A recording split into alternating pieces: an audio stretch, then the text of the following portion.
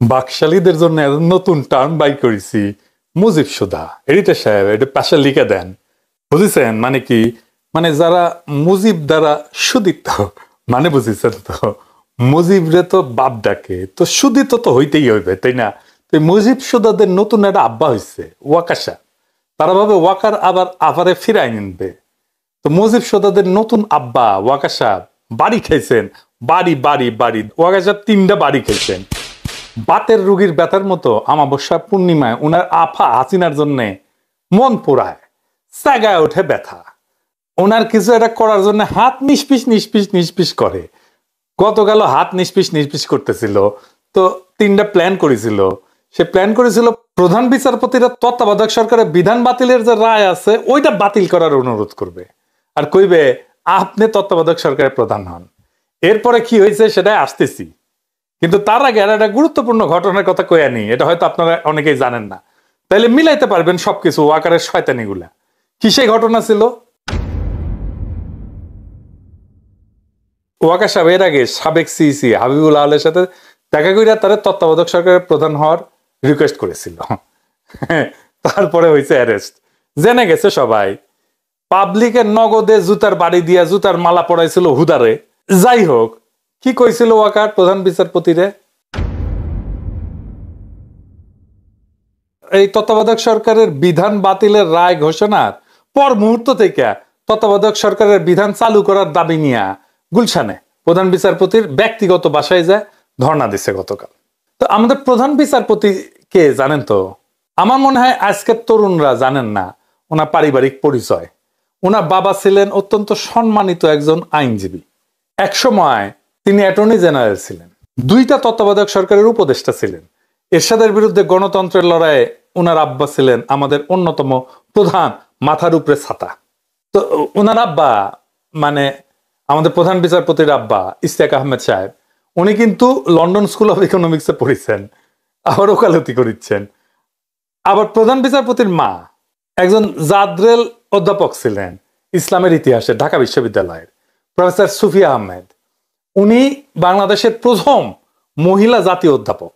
আর ইনি মানে আমাদের প্রধান বিচারপতি, উনি আইনশাস্ত্রে অক্সফোর্ড ইউনিভার্সিটি থেকে বিএ এমএ করছেন এবং যুক্তরাষ্ট্রের টাফটস ইউনিভার্সিটির Fletcher School of Law and Diplomacy থেকে 2nd পোস্ট গ্রাজুয়েশন এবং পিএইচডি ডিগ্রি করছেন। তো এইরকম একটা পাবলিকের কাছে ওয়াকার গেছে এই প্রস্তাব নিয়ে, ব্যাককল তো গাছে ধরে। তো প্রধান বিচারপতি পত্র পাঠে তারা বিদায় করে দিছে খুনি হাসিনার আশীর্বাদ পুষ্ট তার পরিবারের সদস্য, তার বোনের জামাই এই জেনারেলকে। আওয়ামী লীগ তত্ত্বাবধায়ক সরকার ব্যবস্থা পুরোপুরি ধ্বংস করে বাতিল করে দিছিল। বিএনপি ক্ষমতাসীন থাকাকালে একই ছলচাতুরি কইরা নিজেদের স্বার্থে এই তত্ত্বাবধায়ক সরকারের আইন ব্যবহার করতে চাইছে। 111 তো এমনি এমনি হয় নাই। বিএনপি নিজেদের পছন্দ মতো তত্ত্বাবধায়ক সরকারের প্রধান বানাইতে গেছিল, এটা আওয়ামী লীগ মানে নাই, মানার কথাও না। এই জন্য কিন্তু 111 ঘটতে পারছিল, এটা কিন্তু বিএনপির দোষ আছে। তো যাই হোক, এই ব্যবস্থা বাতিল করার মধ্যে দিয়া দেশে ফ্যাসিজম কায়েম হয়েছিল, যা উৎখাত করতে 15 বছরেরও বেশি সময় লাগছে এবং কয়েক হাজার মানুষকে প্রাণ দিতে হয়েছে, গুম হইতে হয়েছে, আহত হয়েছেন অগণিত। পুরা জাতিকে বিশাল মূল্য পরিশোধ কইরা ভয়ঙ্কর রক্তক্ষয়ী গণ অভ্যুত্থানে বিজয়ী হইয়া এই অন্তর্বর্তীকালীন সরকার প্রতিষ্ঠিত করতে হয়েছে, যার বৈধতা বাংলাদেশের সকল প্রতিষ্ঠানের ঊর্ধ্বে। কারণ গণ অভ্যুত্থানের মধ্যে দিয়া, বিপ্লবের মধ্যে দিয়া এই সরকার গঠিত হয়েছে। কোনো প্রয়োজনই ছিল না গণধিকৃত পচা গলা সুপ্রিম কোর্টের কাছে গিয়া বৈধতার একটা সনদ নেওয়ার। এই বুদ্ধি যে কে দিছে কে জানে। যাই হোক, তত্ত্বাবধায়ক সরকার নিয়ে দেশবাসীর অভিজ্ঞতা থেকে এটা বলা যায়, এই বিষয়টা শুধু সংবিধান, আইন, আদালত বা দালিলিক বিষয় না, এটা প্রতিদ্বন্দ্বী রাজনৈতিক দলগুলোর বোঝাপড়ার বিষয়, নাগরিকদের হৃদয়ঙ্গম করার এবং রাজনৈতিক সংস্কৃতির বিষয়। তত্ত্বাবধায়ক সরকার ব্যবস্থা পুনঃপ্রবর্তনের ক্ষেত্রে ফ্যাসিবাদী সরকারকে উৎখাতকারী দলসমূহের পূর্ণ সম্মতির উপর ভিত্তি কইরা পৃথক সনদে স্বাক্ষর এবং তা সংবিধানে অন্তর্ভুক্ত করতে হবে। 25 বছর পর 3/4 সংসদ সদস্যের সম্মতি এবং গণভোটে অনুমোদন পাওয়ার মাধ্যমে এই বিধান সংশোধন করা যাবে। একই সাথে ওয়াকার তারেক লেসপেন্সারকে পাঠাইছিল অ্যাটর্নি জেনারেলের কাছে, মানে সে গেছে প্রধান বিচারপতির কাছে, তারেক লেসপেন্সারকে পাঠাইছে অ্যাটর্নি জেনারেলের কাছে এই তত্ত্বাবধায়ক সরকারের আইনগত দিকটা বোঝার জন্য। আর আসিফ নজরুল বলে যাই নাই ওয়াকার সাহেব প্রধান বিচারপতির বাসায়, আমরা তো আসিফ ভাই ঘাস খাই না, তাই না? উষ্টা খাইলে তো আপনার সরকারি উষ্টা খাইতো। যাই হোক, এই সেনাবাহিনী ম্যাজিস্ট্রেসির 1 বছরেও ফ্যাসিবাদী অপরাধীদের কাউকে ধরতে পারেনি। ধরছে বলেন, একজনকে ধরছে? পারেনি। ধরছে যেটা পুলিশ ধরছে। বিভিন্ন ক্যান্টনমেন্টে আশ্রয় নেওয়া হাজার হাজার অপরাধীকে দেশ থেকে পালাইতে সাহায্য করছে এই সেনা প্রধান জেনারেল ওয়াকার। তারপর সে গেছে সুপ্পুর কাছে, মানে ওয়াকার গেছে সুপ্পুর কাছে। কেন গেছে সুপ্পুর কাছে? উদ্দেশ্য হইতেছে জরুরি অবস্থা জারির ব্যাপারে সুপ্পুকে রাজি করেন। কিন্তু গত কয়েক মাস সুপ্পু তো ঘর থেকেই বের হয়নি। এই প্রস্তাবে সাড়া দিতে সময় চাইছেন। কইছেন, জেনারেল সাহেব, আপনার হার্টের তো স্টেন্টিং করা আছে, স্বাস্থ্যের প্রতি মনোযোগ দেন। আবার নিজের ভুড়ির দিকে ইঙ্গিত কইরা সুপ্পু কইছে যে আমাদের দুইজনের মধ্যভাগ এত বেশি স্ফীত হইছে যে এর ওজন শরীরের নিম্নাংশ নিতে পারতেছে না। নিজের দেহে জরুরি অবস্থা চলতেছে, তখন আমাদেরকে দিয়া জরুরি অবস্থা চালানো যাবে না। তো ওয়াকারের এই কুরকুরানি উঠেছিল কেন? কারণ ওরে কেউ কইছিল তোমার এই পদক্ষেপ পশ্চিমারা সাপোর্ট করবে। একজন আর্মি জেনারেল যে এত বেকুব হয় দেখি নাই। এরপরে গেছে প্রফেসর ইউনূসের কাছে, আর এর মধ্যে খাইছে পশ্চিমাদের কাছে বাম্বু। আমি কালে পশ্চিমাদের কাছে ফোন পেয়েছি সকালবেলা যে সুপুর কাছে গেছে ওই। যাই হোক, সে প্রফেসর ইউনূসের কাছে প্রথম থেকে যে একই কথা ঘ্যান ঘ্যান করিচ্ছে। সেটা কি জানেন? আসেন সেটা একটু বুঝে দেখি। গুমের মতো ভয়ঙ্কর অপরাধে অভিযুক্ত আছে কিছু জেনারেল।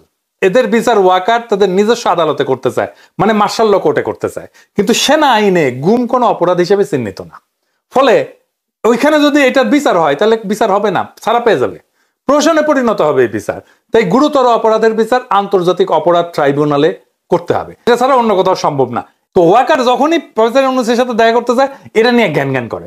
তো প্রফেসর ইউনূস বলে দিছে সাক্ষাতের সময়, সাফ জানায় দিছে যে এটা আইসিটিতেই হবে আর অন্য কোথাও না। তো এর সাথে সম্পর্কিত তদন্ত সংস্থাগুলো ইতিমধ্যে বেশ কিছু অপরাধীকে চিহ্নিত করে তাদের বিচারের মুখোমুখি করার উদ্যোগ গ্রহণ করছে। গণ অভ্যুত্থান পরবর্তীকালে গত 1 বছরে গুম, খুন, দুর্নীতির বিভিন্ন ভয়ঙ্কর অপকর্মে অভিযুক্ত, চাকরিরত, অবসরপ্রাপ্ত, ঘৃণিত অনেক শীর্ষ সেনা কর্মকর্তাদের পালায় যেতে সাহায্য করছে এই ওয়াকার সাহেব। বর্তমানে উচ্চ আসনে বসে থাকা বেশ কিছু জেনারেল, দুর্বৃত্ত জেনারেল, যারা এরকম সমস্ত রাষ্ট্রবিরোধী কর্মকাণ্ড করতেছে, এই বিষয়ে তরুণ সেনা অফিসার এবং সৈনিকেরা প্রচন্ডভাবে ক্ষুব্ধ হয়ে আছে। প্রফেসর ইউনূসকে ওয়াকার কইছে যে স্যার গুজবে কান দেবেন না, সেনাবাহিনী আপনার সাথে আছে। প্রফেসর ইউনূস মনে হয় জানে না যে হাবিবুল্লাহ আলের কাছে ঘুটু করতে গেছিল ওয়াকার সাহেব, প্রধান বিচারপতিকে আলাপ করেছে, সেটা মনে হয় প্রফেসর ইউনূস জানে না। মানে কেমন ব্যাকুব, কেমন ব্যাককল দেখেন। ওয়াকার এটা বুঝার মতো লায়ক হয় নাই যে সে কিছু কইরা ঘুটু কইরা সামলাইতে পারবে না। সে সামলাইতে পারলে তো তার আপারে পালাইতে হয় না। ওয়াকার সাহেব, আমি কিন্তু মেলা দিন থেকে সাবধান করিচ্ছি, এর মধ্যে অনেক ফাউল করেছেন আপনি, আর মেন বাড়ি করে ফাউল করেন না। সেনাবাহিনী মানে দুর্বৃত্ত জেনারেল না, সেনাবাহিনী মানে সেই তরুণ অফিসার, সেই সৈনিক যারা আজও বুক চিতায় জনগণের সাথে দাঁড়ায় আছে। এদের বিরুদ্ধে দাঁড়ায় আপনার আপারে ফিরে আনা বা গুম খুনে জড়িত জেনারেলদের বাঁচানো বা বাংলাদেশে ইন্ডিয়ার স্বার্থ রক্ষা করার চেষ্টা থেকে ঘুটু করার খায়েশ কিন্তু জয় বাংলা করে দেওয়া হবে। খুব খেয়াল, যারা ষড়যন্ত্র করবে, যাদের হাত হাসিনার জন্য নিষ্পিস করবে, যারা ইন্ডিয়ার ইশারায় দেশ বিক্রি করতে চাইবে, তাদের শেষ হবে একটা জায়গায়, ইতিহাসের আস্তাকুড়ে। আগামীর বাংলাদেশের ভাগ্য নাগরিকদের হাতে, তরুণদের হাতে, স্বাধীন মানুষদের হাতে। তাই ওয়াকার সাহেব, আপনার নিষ্পিসানি থামান। জনগণের শক্তির কাছে কোনো ষড়যন্ত্র টিকবে না। জয় হবে বাংলাদেশের, জয় হবে বর্ষা বিপ্লবের। ঘুটো করা থামান, খালেদ মোশাররফ হয়ে যায় না। পরে কইয়েন না ওয়াকার সাহেব, সাবধান করি নাই। ইনকিলাব জিন্দাবাদ।